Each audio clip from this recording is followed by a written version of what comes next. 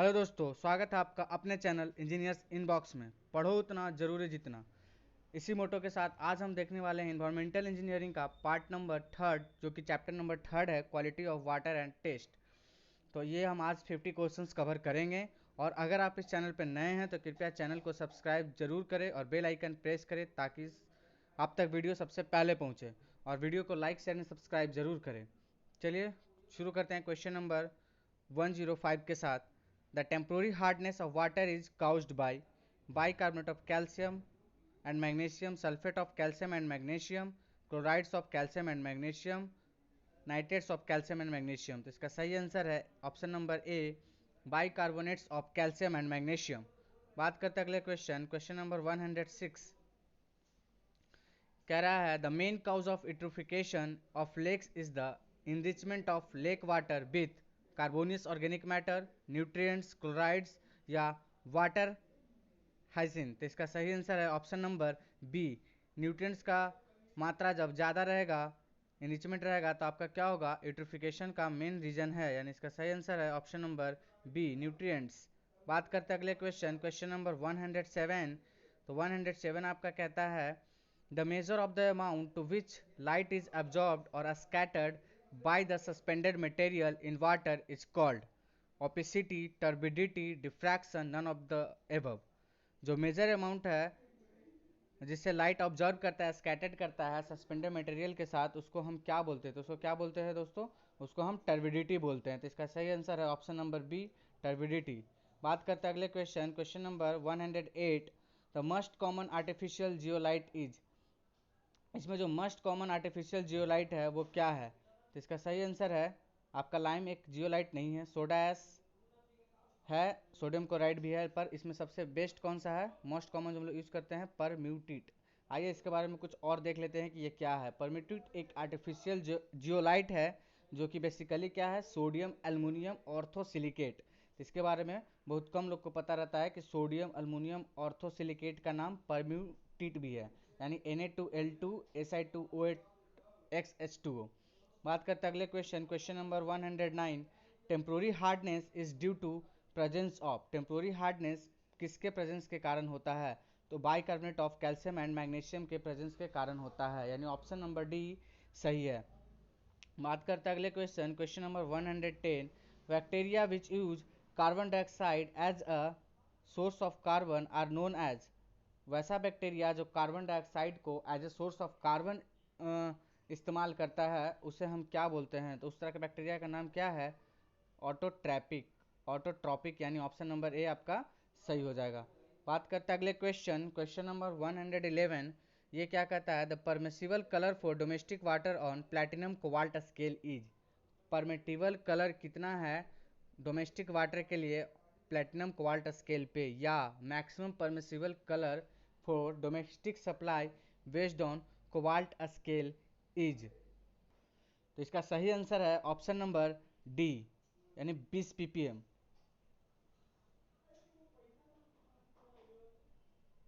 Sorry for inconvenience, एक minute.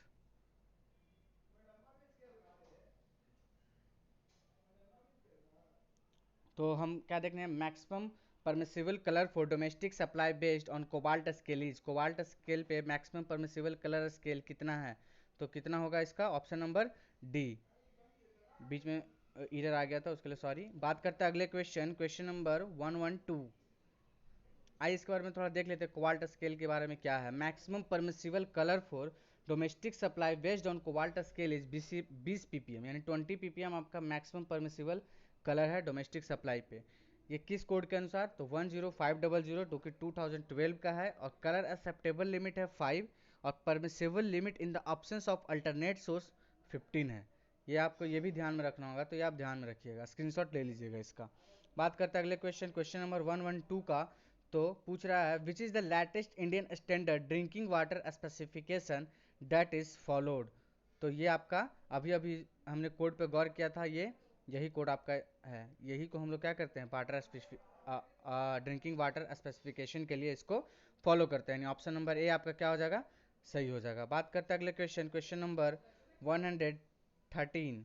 हम आपसे 13 14 बोलेंगे, 100 को छोड़ दें।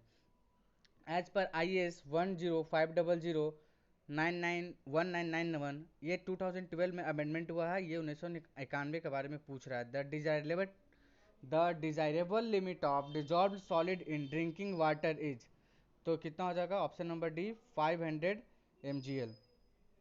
डिजायरेबल जो लिमिट है आपका डिजॉल्व सॉलिड में ड्रिंकिंग वाटर का, वो कितना है? 500 mg/लीटर।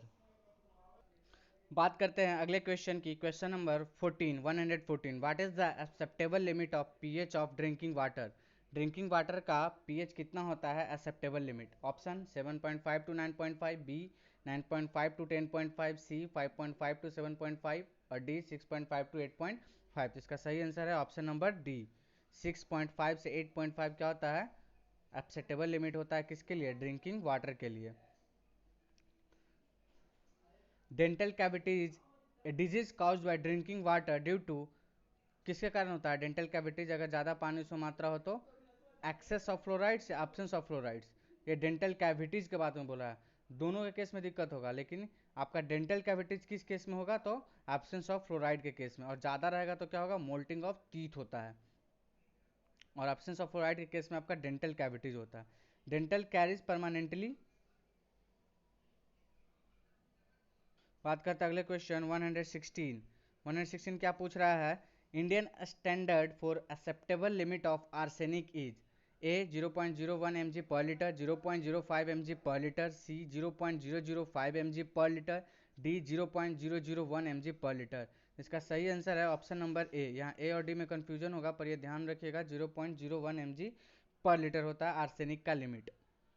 ये देखिए permissible limit 0.01 mg per litre से ज़्यादा नहीं होना चाहिए, या 0.01 ppm भी बोलते हैं इसको। और कैडमियम और आर्सेनिक का दोनों सेम है। फिनॉल्स का होता है 0.001 mg पर लीटर। मरकरी का भी सेम है, इससे ज़्यादा नहीं होना चाहिए। Iron 0.3 mg per litre and manganese 0.05 mg per litre. बात करते हैं अगले क्वेश्चन, क्वेश्चन नंबर 117।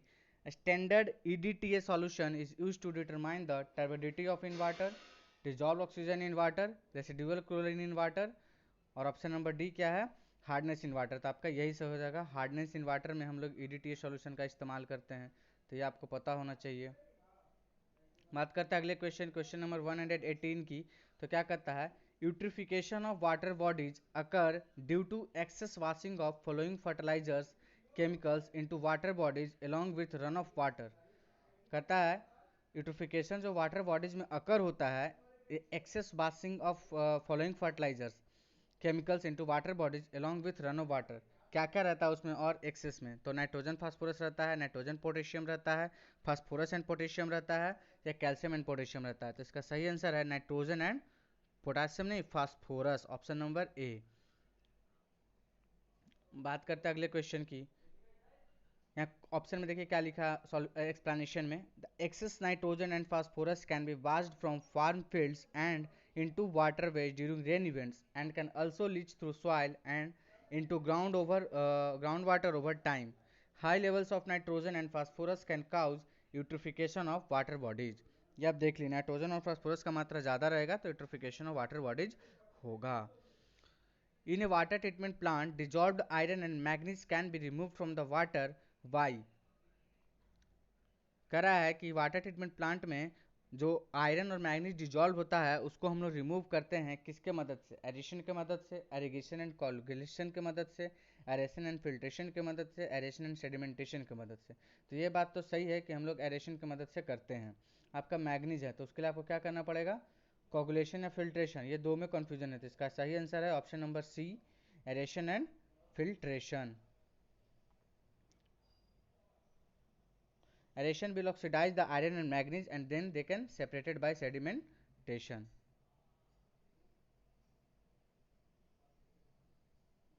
इसका आंसर सी और डी दोनों होना चाहिए, क्योंकि फिल्ट्रेशन की मदद से भी उसको हम कर सकते हैं और सेडिमेंटेशन होगा तो नहीं से प्रेसिपिटेट हो जाएगा।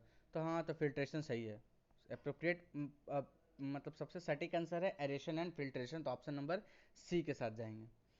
बात करते हैं अगले question 120। Identify the instrument which is not use to measure the turbidity of water sample, जिसका इस्तेमाल हम लोग टर्बिडिटी ऑफ वाटर सैंपल में नहीं करते हैं। नेफ्लो टर्बिडिटी मीटर NTU हम लोग करते ही हैं, तो ये तो नहीं होगा। Jackson turbidity meter JTU unit turbidity measure करते ही हैं, तो ये भी नहीं। बेलिस टर्बिडिटी मीटर ये भी करते हैं हम लोग यूज़, तो आपका आंसर ये भी नहीं होगा।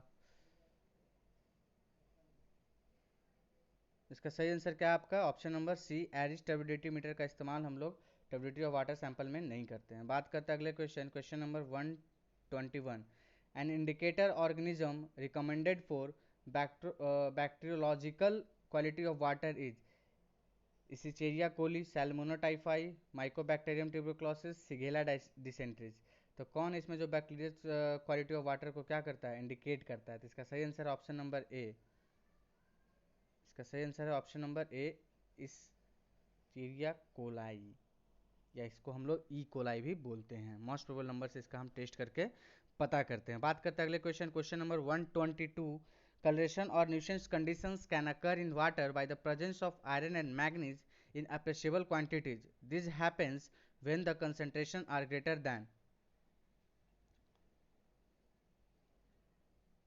0.3 mg पर लीटर आयरन का और 0.1 mg पर लीटर मैग्नीज का। तो इसका सही आंसर यही है, ऑप्शन नंबर ए। इससे ज़्यादा नहीं होना चाहिए।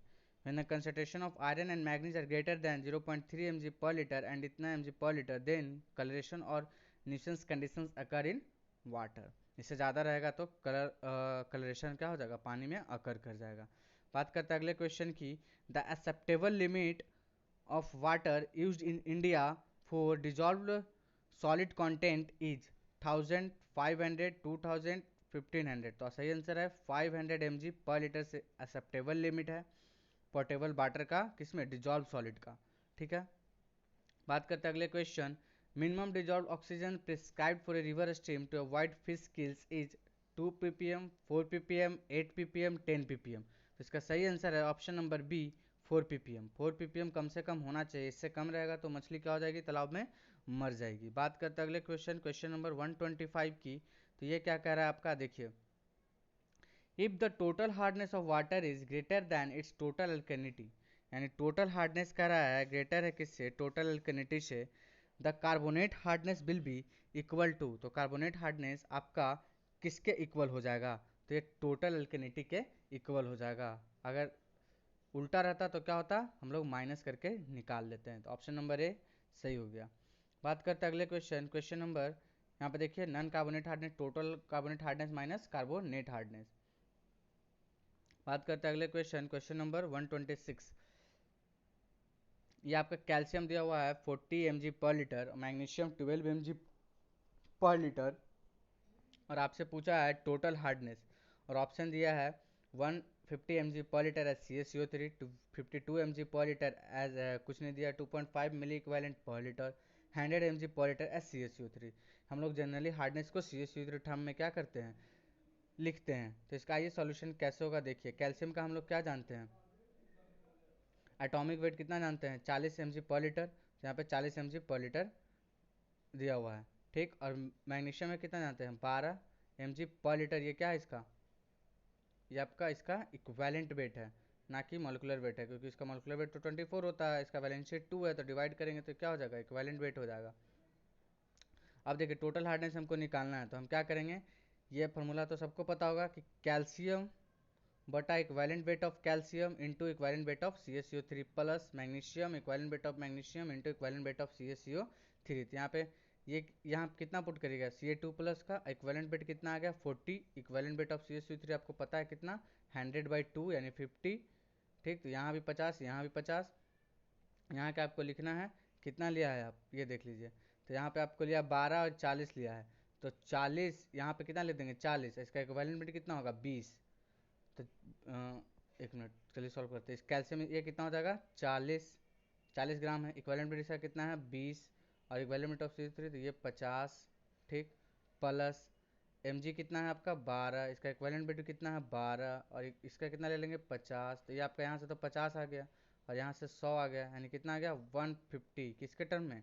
एज ए CaCO3 के टर्म में। तो इसका आंसर कौन हो जाएगा? ऑप्शन नंबर ए हो जाएगा।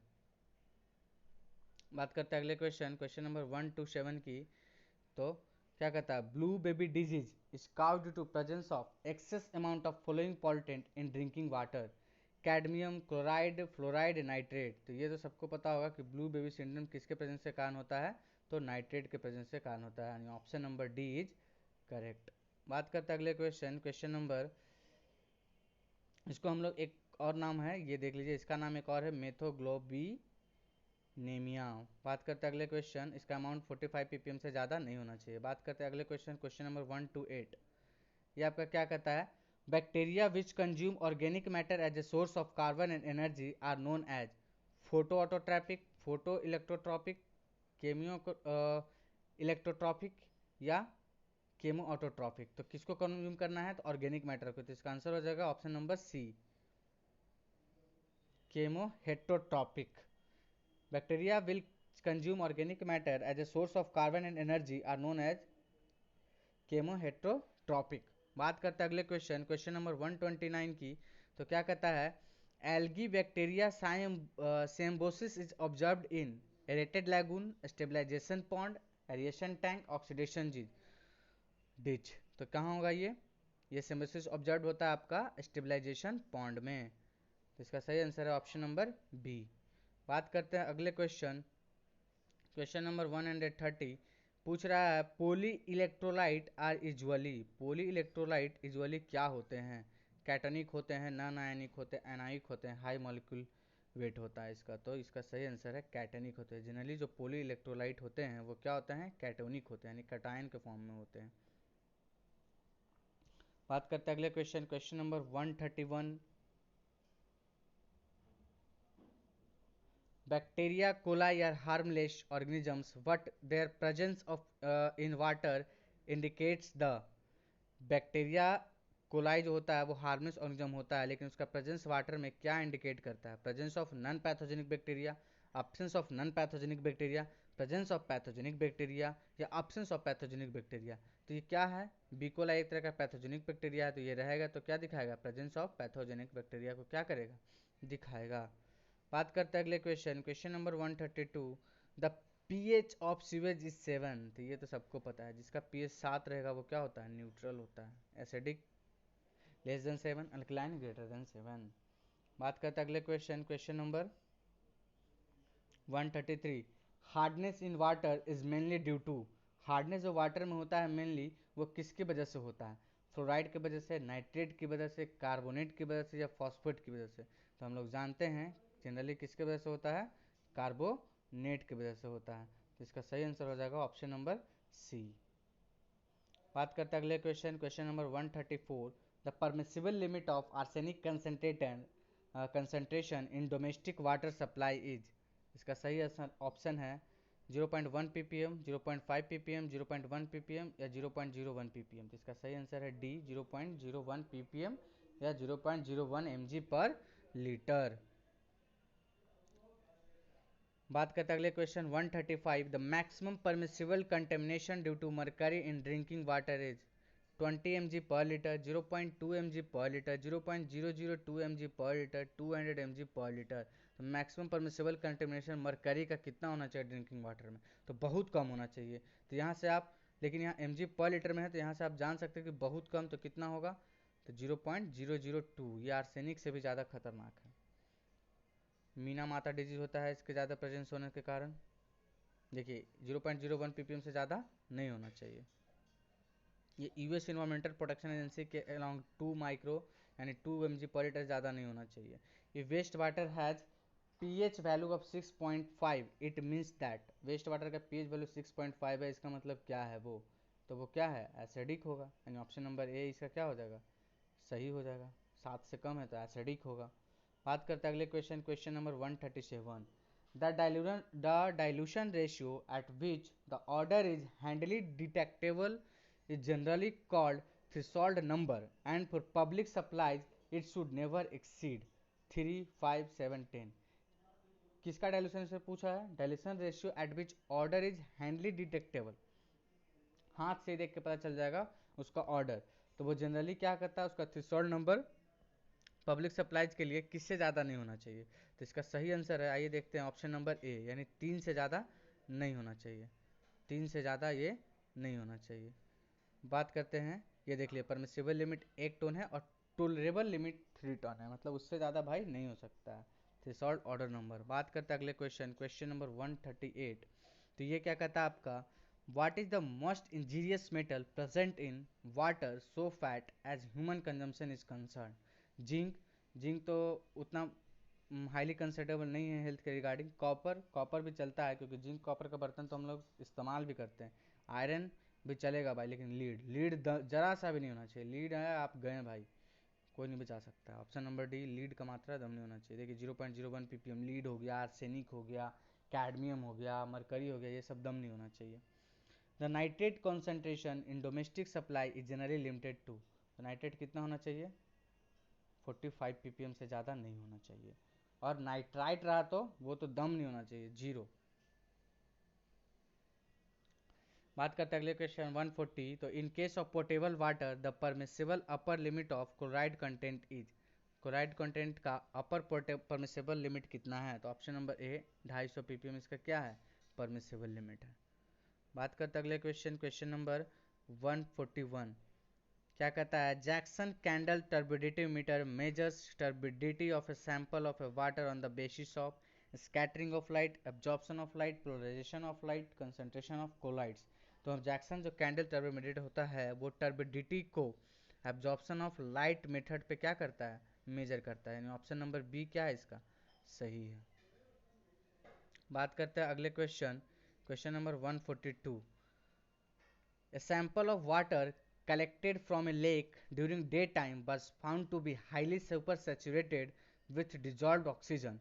The cause of this supersaturation could be intense aerobic bacterial activity, release of oxygen from bottom deposits, absence of organic pollution, production of oxygen due to algae photosynthesis। इसका सही answer है option number D.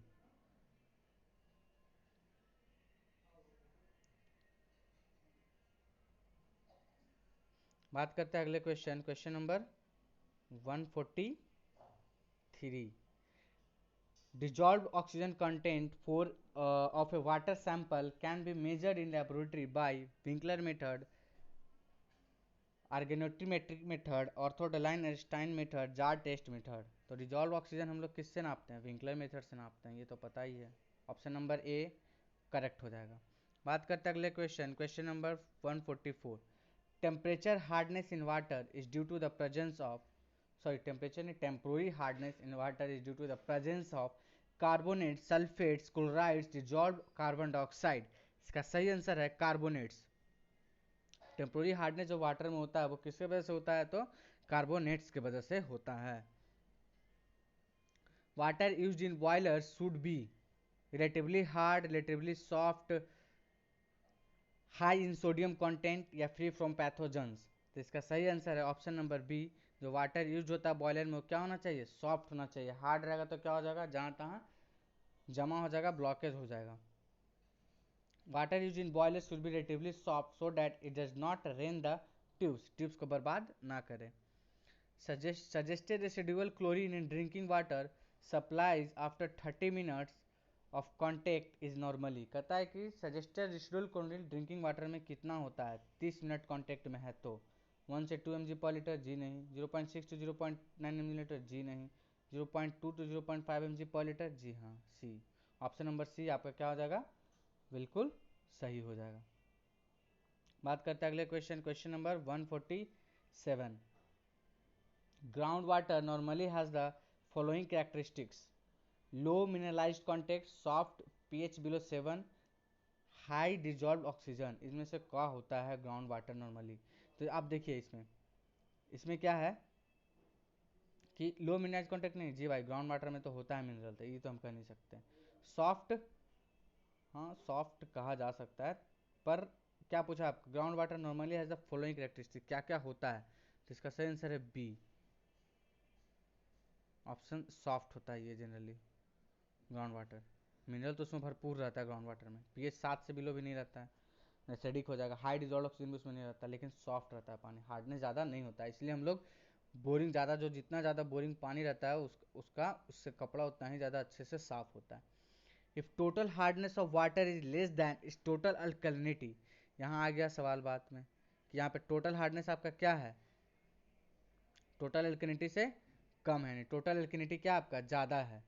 The non carbonate hardness will be equal to total alkalinity, total hardness, total alkalinity minus total hardness, या zero. तो इसका सही answer है option number D, zero. Non carbonate hardness क्या हो जाएगा, जीरो। क्यों? क्योंकि यहाँ जितना भी होगा हार्डनेस वो सब किसके वजह से हो जाएगा, कार्बोनेट हार्डनेस की वजह से हो जाएगा। बात करते हैं अगले क्वेश्चन, क्वेश्चन नंबर 149।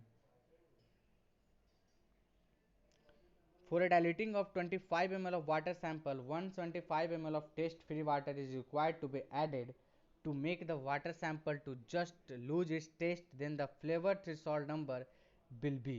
तो फ्लेवर थ्रेशोल्ड नंबर कैसे निकालते हैं, a प्लस बी बटा ए, यानी 25 प्लस 125 बटा 25, तो ऐड करेंगे तो 200 बटा 25, यानी आंसर आ जाएगा ऑप्शन नंबर सी, 8।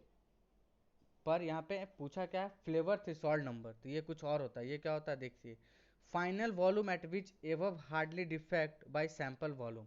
ये आपका एफटीएन पूछ रहा है, फ्लेवर थ्रेशोल्ड नंबर, तो ये डायरेक्ट 125/25 कहा है। ऐसे जनरली जो हम लोग थ्रेशोल्ड नंबर निकालते थे उसमें a प्लस बी बाई ए कहते हैं। तो ये आप देख लीजिए, एक नया चीज़ मिल रहा है ये। तो इसका है ऑप्शन नंबर क्या आपका 7 सही है, डायरेक्ट इसमें कोई ऐड वगैरह a प्लस बी नहीं करने गया है। तो इसका सही आंसर हो जाएगा option number B, option number B 7। कैसे हुआ है ये सॉल्यूशन आप देख लीजिए यहाँ पे, ये आप देख लीजिए सॉल्यूशन, ये एफटीएन है, यहाँ फ्लेवर थ्रेशोल्ड नंबर है। ये आपका टीपीसीटी तमिलनाडु में पूछा है डिप्टी इंजीनियर का 2015 में। The turbidity in water is due to, turbidity जो होता है वाटर में वो किसके कारण से होता है, sulphate and chlorides of calcium and magnesium, clay and silt particles, sand particles, pathogens. तो जनरली सस्पेंडेड पार्टिकल्स के कारण होता है, सैंड पार्टिकल्स तो सेटल डाउन कर जाएगा। इसका सही आंसर है option number B, clay and silt particles. आज का वीडियो यहीं समाप्त करते हैं। वीडियो में अंत तक बने रहने के लिए धन्यवाद। अगर इसमें चाहते हैं आपकी वीडियो में कुछ और सुधार हो या कुछ ऐड हो तो कमेंट बॉक्स में ज़रूर मेंशन करें। कोशिश की जाएगी कि वीडियो में और कुछ प्रोवाइड किया जाए और कुछ सुधार किया जाए। वीडियो में अंत तक बने रहने के लिए धन्यवाद। हाँ दोस्तों, कृपया चैनल को लाइक शेयर एंड सब्सक्राइब जरूर करें। Thank you.